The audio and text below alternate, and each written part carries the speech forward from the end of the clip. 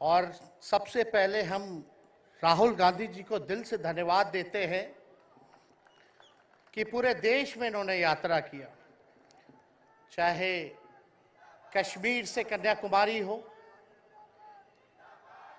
या पश्चिमी राज्यों से लेकर के हमारे नॉर्थ ईस्ट स्टेट से लेकर के हर जगह राहुल जी ने यात्रा की है और एक पैगाम, एक संदेश देने का काम किया है, जो कि आज के दौर में बहुत ही जरूरी है, प्रासंगिक है।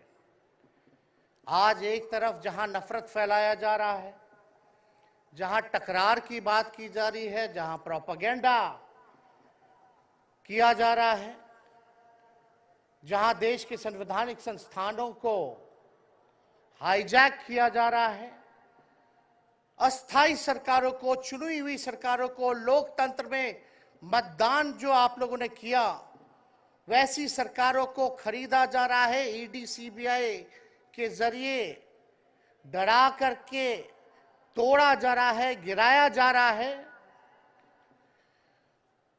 जहां सच नहीं केवल झूठ का प्रोपेगेंडा चलाया जा रहा है, संविधान लोकतंत्र पे खतरा है, वहां आदरणीय राहुल गांधी जी ने सभी लोगों को जोड़ने के लिए, देश के लोकतंत्र को बचाने के लिए, देश के संविधान को बचाने के लिए, अमन चैन भाईचारा कायम करने के लिए, नफरत को हराने के लिए इन्होंने जो भारत जोड़ो यात्रा किया है, इसके लिए हम दिल से धन्यवाद इनको देना चाहते हैं, कांग्रेस पार्टी को देना चाहते हैं।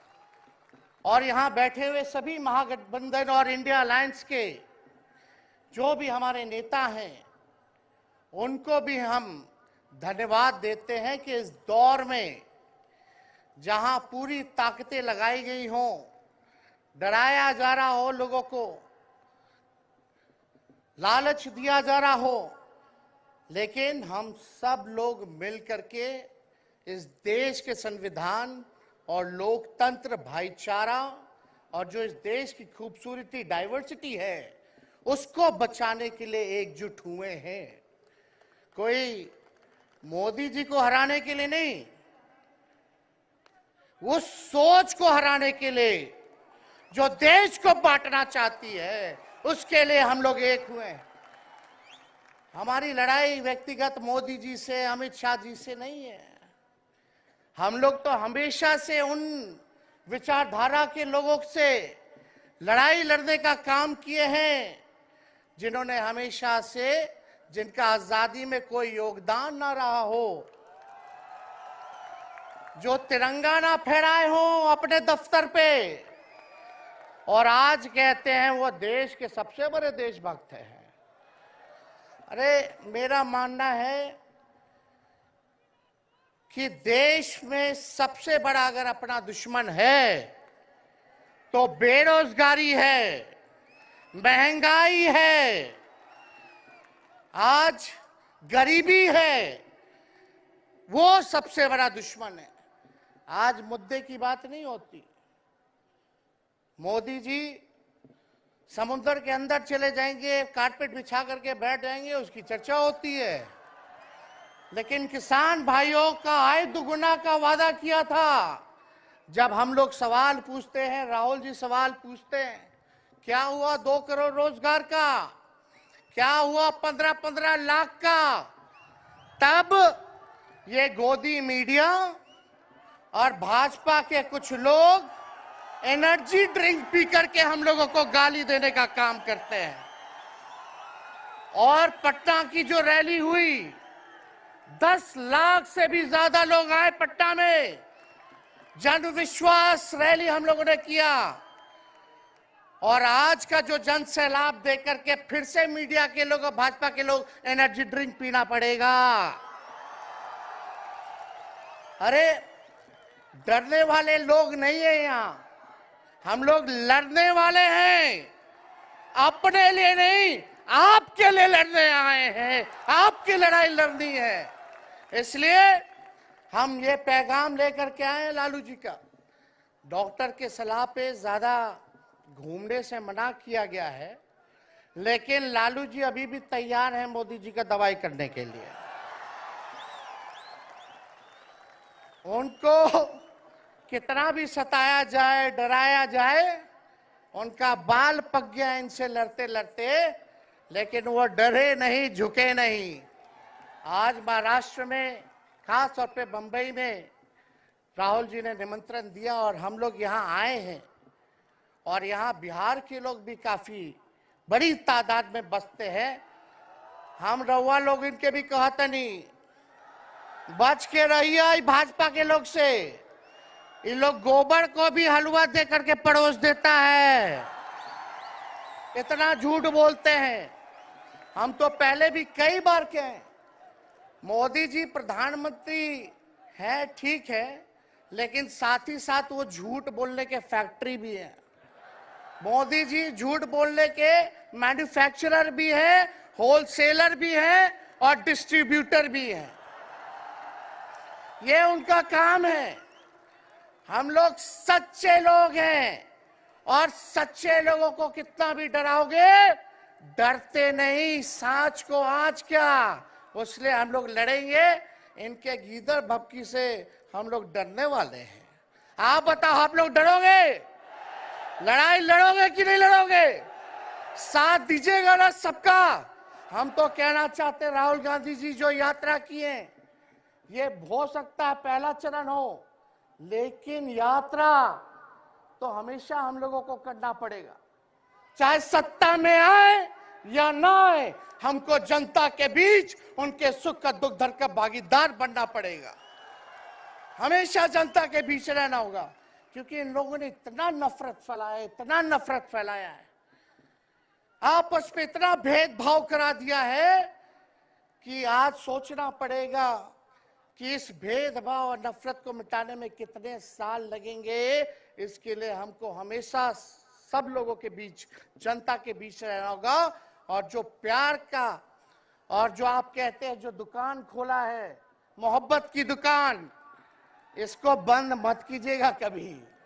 हमेशा आगे झंडा बुलंद करने का काम कीजिएगा। आज यहाँ शरद पवार जी भी हैं, उद्धव जी भी हैं। आपको पता है ऑपरेशन लोटस हो रहा था, यहाँ विधायकों को खरीदा जा रहा था, डराया जा रहा था। या एक बात बता देते हैं, आज महाराष्ट्र सरकार में जितने लोग बैठे हैं, कोई लीडर नहीं है, सब डीलर है। शरद जी के नाम पे, एनसीपी के नाम पे वोट लेंगे, भाजपा से डीलिंग कर लेंगे। राहुल गांधी जी के नाम पे वोट लेंगे, भाजपा से डीलिंग कर लेंगे। शिवसेना उद्धव जी के नाम पे वोट लेंगे, भाजपा से डीलिंग कर लेंगे। ये लोग केवल डीलिंग करते हैं, इसलिए वहां कोई भी लीडर नहीं, सब डीलर बैठा हुआ है। और जो डरे डरे लोग गए, अच्छा हुआ चले गए, उससे कोई फर्क पड़ने वाला नहीं है। हमको कितना भी मिटाने का कोशिश करोगे, फिर से हम कारवा बनाने का हौसला रखते हैं। इसलिए हम सब लोग यही आए, क्योंकि जनता, आप सब लोग हमारे मालिक हैं और आप लोगों का आशीर्वाद मिलता रहना चाहिए। अरे महाराष्ट्र में तो कम से कम विधायकों को ले गए, बिहार में तो हमारे चाचा को ही हाईजैक कर लिया। बड़ा सुनते हैं, मोदी जी बार बार कहते हैं कि मोदी जी की गारंटी जो है सबसे मजबूत वाली गारंटी है। हम मोदी जी को चैलेंज करते रहे, मोदी जी सबसे पहले, बाद में जो गारंटी देना, लेकिन अगर मेरा चाचा का गारंटी देकर दिखा दो पहले कि वो फिर से पलटेंगे कि नहीं पलटेंगे। तो हम लोग, चलो बिहार में चाचा जी गए तो गए, हमारी शुभकामनाएं, बड़े हैं, अभिभावक हैं, लेकिन वहां जो आवाम का ताकत मिल रहा है, राहुल जी आए थे, सब लोग आए थे, जो प्यार मिल रहा है, वो हम इतना आप लोगों को कह सकते हैं कि बिहार में भाजपा जो भी सोचती हो, सर्वे वाले कुछ भी दिखाते हो, गोदी मीडिया के लोग, लेकिन बिहार में इस बार चौंकाने वाला रिजल्ट हम ला करके देने का काम करेंगे और आप लोगों को भी कहेंगे कि एकजुट हो जाइए, एकजुट होकर के लड़ाई लड़िए। ये मोदी जी क्या बोलते हैं, 2 करोड़, हम मोदी जी को चैलेंज करके बोलते हैं 17 महीने केवल डिप्टी सीएम हम बिहार के रहे, 5 लाख लोगों को सरकारी नौकरी दिया। मोदी जी अपने 10 साल में भी 5 लाख क्या कितना नौकरी दिए ये बता नहीं सकते। चैलेंज देते हैं कितना सरकारी नौकरी दिया। सबसे ज्यादा बहाली रेलवे का आता था, सब चीज प्राइवेटाइज कर दिया गया, खत्म कर दिया गया। आर्मी में आता था, उसको जो है क्या किया आप सब लोग जानते हैं, कॉन्ट्रैक्ट पे सारा चीज कर दिया गया। तो इसलिए आप सब लोगों का प्यार मिलता रहे। ज्यादा समय हम नहीं लेंगे। सभी गणमान्य व्यक्तियों को, हमारे अभिभावक नेताओं को आप लोगों को संदेश देना है, वो अपनी बात को आप लोगों के समक्ष रखेंगे। लेकिन आप सब लोग एक नारा लगाइएगा, हम बोलेंगे भाजपा भगाओ, आप सब बोलना देश बचाओ। भाजपा भगाओ, भाजपा भगाओ। बहुत बहुत धन्यवाद। जय हिंद, जय महाराष्ट्र।